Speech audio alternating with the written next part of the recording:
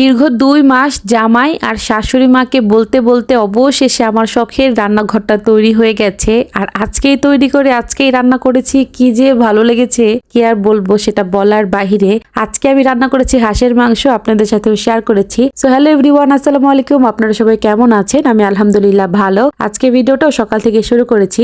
নাস্তার পরপরই চাচা চলে এসেছে। আমার রান্নাঘরটা মোটামুটি সম্পূর্ণ তৈরি হয়ে গিয়েছিল, শুধু উপরে চালটা বাকি ছিল। উপরে চাল হওয়া আগ পর্যন্ত আমি রান্না করতে চাচ্ছিলাম না, তাই চাচা সকাল সকাল চলে এসেছে। চাল বানিয়ে দিলে আমি রান্না করব। আমাদের পুকুরের পাড়ে কিন্তু বড় একটা বাঁশবাগান আছে, যেটা আমাদের, সেখান থেকে বাঁশ কেটে এনেছে। আর আমাদের ধানের ক্ষেতের যে খ্যারগুলো হয়, মানে নেড়া বলি আমরা, তো সেগুলো এনে একটা সুন্দর চাল বানিয়ে দিবে। চাচাকে দিয়ে এটা তৈরি করে নিয়েছি। আশা ছিল বড় করে একটা বানাবো, তবে বড় করে বানালেই তো হবে না, রান্নাও তো করতে হবে। 3টা বাচ্চা নিয়ে এই মাটির চুলে আমি কখন রান্না করব সেই চিন্তায় আছি। মাঝে মাঝেই না মনটার ভিতর কেমন লাগতো যে গ্রামে থাকি, তবে একটা মাটির চুলা নাই, চাইলে কিছু রান্না করেও খেতে পারি না। মাটির চুলার রান্নার তো স্বাদই অন্যরকম। আগে কিন্তু আমার রান্নাঘরে 2টা বন্ধু চুলা ছিল, তবে সেগুলো ফেলে দেওয়া হয়েছে ভেঙে। আসলে আমি তো এখানে ছিলাম না, আমার শাশুড়ি মা গ্যাসের চুলায় রান্না করতো, তারপরে তো এসেছি। এখন তো আমার 3টা গ্যাসের চুলা। আমার জামাই আর আমার শাশুড়ি মা তো রাজিই হচ্ছিল না, বলছিল 3টা বাচ্চা নিয়ে তো তুমি গ্যাসের চুলায় রান্না করার সময় পাও না, কখন আবার মাটির চুলায় যেয়ে রান্না করবে। বলতে বলতে শাশুড়ি মা রাজি হয়ে গেলেও জামাই কিন্তু একটু কেমন করেছে, বলেছে যে থাক, এখন বানানোর দরকার নেই, বাচ্চাগুলো আরেকটু বড় হোক।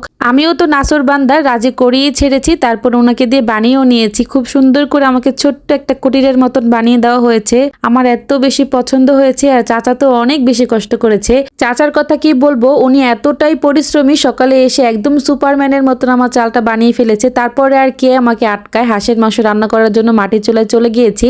আর হাঁসের মাংস রান্না করার আগে আমি বেগুন ভর্তা বানিয়েছি, ডাল রান্না করেছি, ভাত রান্না করেছি, মানে মোটামুটি ঘরের সমস্ত কাজ করে বাচ্চাদেরকে গোসল করে তারপরে রান্নাঘরে গিয়েছি। চাল বানিয়ে শেষ করতে করতে 1টা বেজে গেছে। আর আমার রান্নাঘরে যেতে যেতে প্রায় 1.5টা, আর হাঁসের মাংস রান্না করতে করতে প্রায় 3.5টা। মানে যেহেতু চীনা হাঁস, মোটামুটি অনেক শক্ত হাঁস। আজকে রান্না করতে করতে একটা কথা আমার মনে এসেছে, আপনারা যদি মন থেকে কিছু চান, সেটা কিন্তু আল্লাহ তাআলা একটু দেরিতে হলেও পুরা করে দেয়।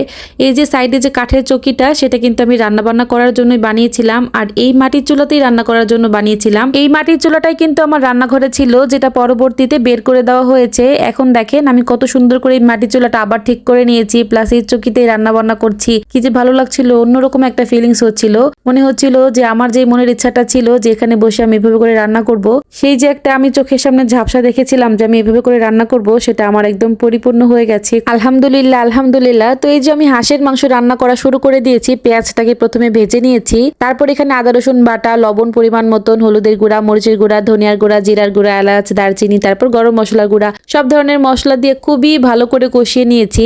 মানে যত ভালো করে কষানো হয় ততই কিন্তু মজা হয়। আমি কিন্তু 2বারে অল্প অল্প পানি দিয়ে মশলাটাকে খুব ভালো করে কষিয়ে নিয়েছি। তারপর এই তো কষানো হয়ে গেলে মাংসগুলো দিয়ে দিলাম। মাটির চুলায় রান্না করতে গেলে কি একটা জিনিস ভুল হয়ে যায়, আসলে গ্যাসের চুলায় তো আর আগুন দেখতে হয় না, এখানে কিন্তু বারে বারে এই যে খড়িগুলো ধাক্কা দিতে হয়, মানে নেড়ে চেড়ে দিতে হয়, নাহলে কিন্তু আগুন জ্বলে না। তো সেক্ষেত্রে একটু ভুল হয়ে যাচ্ছিল, বারে বারে চুলাটা নিভে যাচ্ছিল। যেহেতু অনেক বছর যাবত রান্না করি না মাটির চুলায়, প্রায় 1 বছর রান্না করেছিলাম আমার বিয়ের পরে, আর এখন তো আমার বিয়ের প্রায় 13 বছর হয়ে গেছে। তো বুঝতেই পারছেন 12 বছর যাবত রান্না করি না, একটু তো ভুল হতেই পারে। শাশুড়ি মা এসে অনেক বেশি হেল্প করে দিয়েছে, বারে বারে কিভাবে করে রান্না করতে হয়, কিভাবে করে জাল ধরাতে হয়, এগুলো শিখিয়ে দিয়ে গিয়েছে। মাংসটাও আমি একবার কষিয়েছি, তারপর অল্প পানি দিয়ে রান্না করেছি, তারপর আবার ঝোলের পানি দিয়েছি, মানে 3বারে পানি দিয়েছি। আর দেখেন ফাইনালি দেখতে যে কি সুন্দর হয়েছে, খেতেও মাশাআল্লাহ অনেক বেশি মজা হয়েছিল। মাটির চুলার রান্নার যে স্বাদ অন্যরকম, এটা কিন্তু স্বাদেই বলে না। রান্না বান্না করে রান্নাঘর গুছিয়ে গোসল করে খেতেও বসে পড়েছি। যেমন মজা হয়েছিল তেমন বেলাও হয়ে গিয়েছিল, পেটে অনেক ক্ষুধা ছিল। আলহামদুলিল্লাহ খুব ভালো খেয়েছি। আজকের ভিডিওটা এই পর্যন্তই। সবাই অনেক বেশি ভালো থাকবেন। আমার ভিডিওটি কেমন হয়েছে জানাবেন। আল্লাহ হাফেজ।